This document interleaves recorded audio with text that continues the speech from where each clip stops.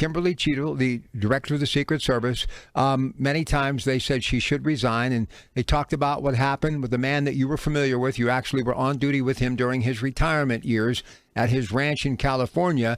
The then Secret Service director, when the failed assassination attempt took place on Ronald Reagan in 1981, he resigned immediately. So, John Hudson, former member of the Secret Service, tonight with me on KDK Radio, do you think that Kimberly Cheatle should resign because of what happened in Butler?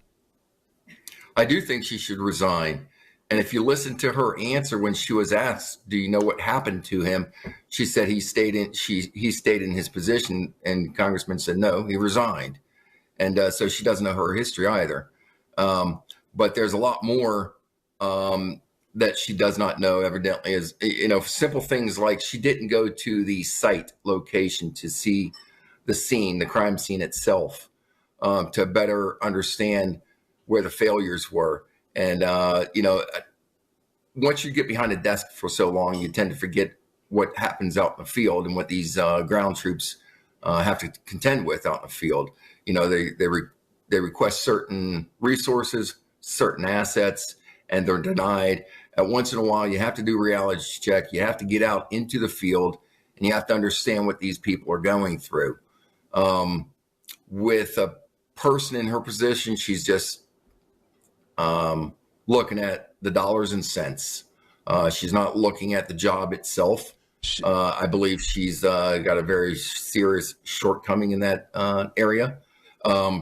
She couldn't answer many of the questions that were presented to her today that were,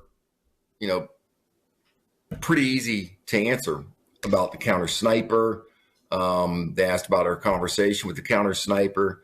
They asked about the explosives, the actual explosive device that was near the gas line, the explosives that were in the van nearby.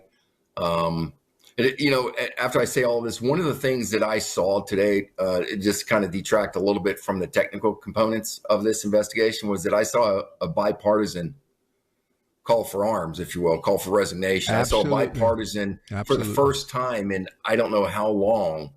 And that I took that away from today's hearing, to see the left and the right presenting her with a number of difficult questions. I should say they're difficult questions. They weren't that difficult questions, but a number of questions that kind of put her on the hot seat. I was excited to see that, for lack of better words.